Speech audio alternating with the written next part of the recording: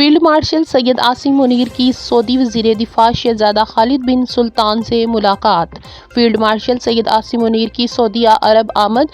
سعودی وزیر دفاع شہزادہ خالد بن سلطان سے ملاقات۔ پاک سعودی اسٹریٹجک اور دو طرفہ تعلقات کو مضبوط بنانے سمیت دیگر امور پر تبادلہ خیال کیا گیا۔ فیلڈ مارشل سید عاصم منیر سعودیہ عرب پہنچے، جہاں انہوں نے وزیر دفاع شہزادہ خالد بن سلطان سے ملاقات کی، جس میں دونوں ممالک کے درمیان گہرے برادرانہ تعلقات اور اسٹریٹجک دفاعی شراکت داری سمیت دیگر امور پر تبادلہ خیال کیا گیا۔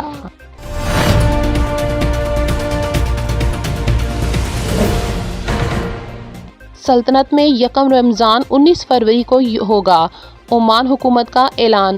عمان حکومت نے اعلان کیا ہے کہ سلطنت میں یکم رمضان 19 فروری کو ہوگا۔ غیر ملکی میڈیا کے مطابق عمان چاند کی باقاعدہ روایت سے ایک ہفتہ قبل ہی رمضان کی پہلی تاریخ کا اعلان کرنے والا پہلا عرب ممالک ہے۔ عمان کے سرکاری میڈیا کی جانب سے اعلان کیا گیا ہے کہ بدھ 18 فروری کو ماہ شعبان کا آخری روزہ ہوگا، جبکہ جمعرات 9 فروری 2026 یکم رمضان 1447 ہجری ہوگا۔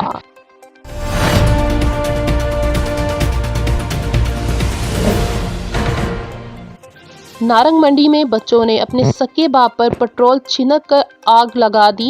نارنگ منڈی میں بچوں نے اپنے سکے باپ پر پٹرول چھڑک کر آگ لگا دی ہے۔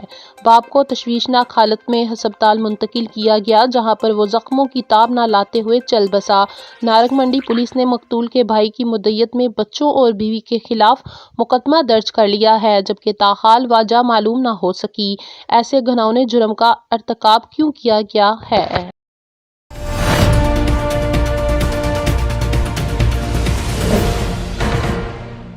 کراچی کے لوگ سڑکوں پر آ گئے تو کسی کے ہاتھ کچھ نہیں آئے گا۔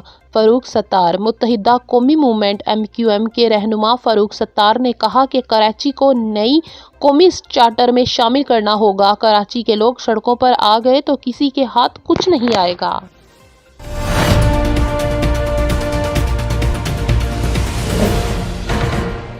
T20 world cup. محمد نبی ضابطہ اخلاق کی خلاف ورزی پر مشکل میں پھنس گئے۔ افغانستان کے تجربہ کار آل راؤنڈر محمد نبی ICC کے ضابطہ اخلاق کی خلاف ورزی پر جرمانے کی زد میں آ گئے۔ تفصیلات کے مطابق محمد نبی گزشتہ روز جنوبی افریقہ کے خلاف میچ کے دوران ضابطہ اخلاق کی خلاف ورزی کے مرتکب ہوئے، جس کے باعث ان پر میچ فکس کا 15% جرمانہ عائد کر دیا گیا ہے۔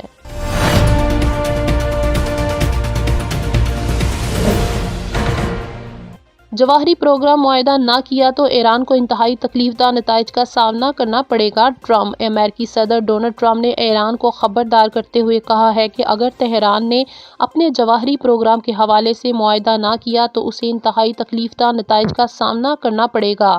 AFP کے مطابق صدر ٹرمپ نے کہا کہ وہ امید کرتے ہیں کہ آئندہ ایک ماہ کے اندر اس معاملے پر کوئی نتیجہ سامنے آ جائے گا۔ اس سے بدھ کے روز اسرائیلی وزیر اعظم بنیامین نتن یاہو کے ساتھ ہونے والی ملاقات کے تناظر میں ایران سے متعلق بات چیت کے بارے میں سوال کیا گیا تھا۔